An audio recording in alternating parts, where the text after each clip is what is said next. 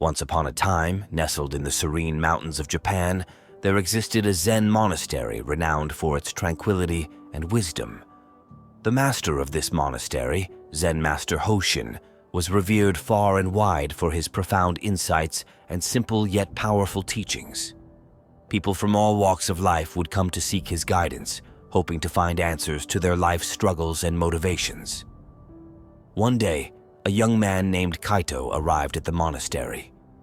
Kaito was in his late 20s, burdened with the pressures of a demanding job, the expectations of his family, and his own unfulfilled dreams. His eyes bore the weight of sleepless nights, and his spirit was dimmed by the relentless pursuit of success as defined by society. He approached Zen Master Hoshin, hoping to find solace and a new direction in his life.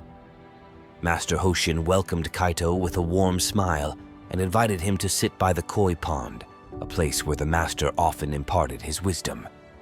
The gentle ripples of the water and the soft rustling of the leaves created an atmosphere of calm, providing a stark contrast to the turmoil within Kaito. "Master Hoshin," Kaito began, his voice trembling with desperation. "I feel lost and overwhelmed. Despite all my efforts, I find no joy in my accomplishments. I yearn for a purpose, a reason to keep going, but I can't seem to find it. How can I change my life?" The master looked at Kaito with compassionate eyes and then slowly, deliberately, filled a teacup with hot tea. He continued pouring even after the cup was full, causing the tea to spill over and run onto the table. Kaito watched in confusion until he could no longer hold his silence. "Master, the cup is overflowing. No more tea will go in," he exclaimed. Hoshin smiled gently. "Like this cup," he said, "you are full of your own opinions and preconceptions. How can I show you Zen unless you first empty your cup?"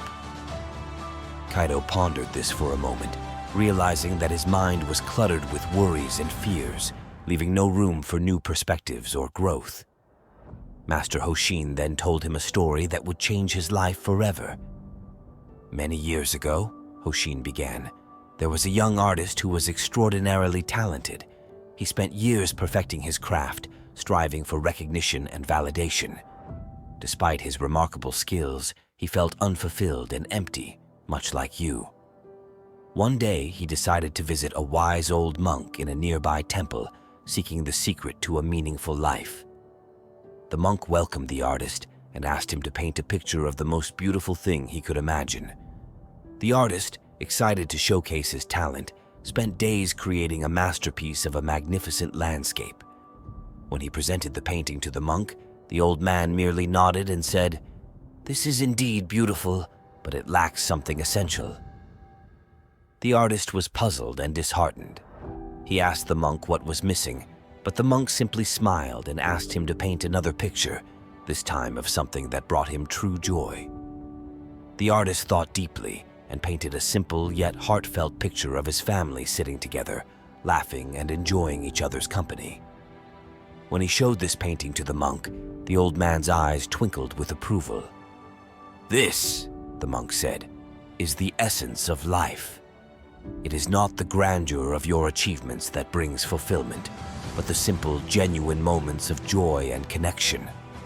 True beauty lies in the harmony of your heart and the world around you." Kaito listened intently, and as the story sank in, he began to understand.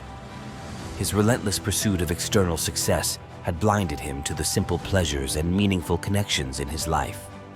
He realized that he needed to shift his focus from the superficial achievements to the deeper, more fulfilling aspects of existence.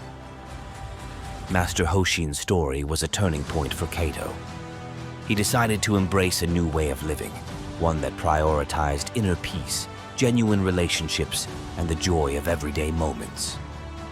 With an open heart and an empty cup, he began his journey anew, discovering that true motivation and purpose came not from the outside world, but from within.